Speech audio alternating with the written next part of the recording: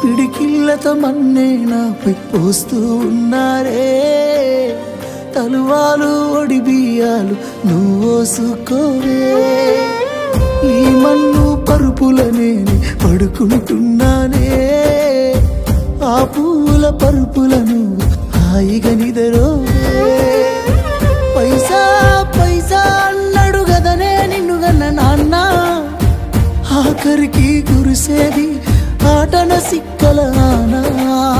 పరుగు పరుగు అంటూ తీస్తిరిగదనే పరుగు, పానం పోయినంక మోగేదే డప్పుల దరువు. ఉండదనికే హాని పిల్ల పాపాలతోని, హాయిగా బతుకేను వందేళ్ళు.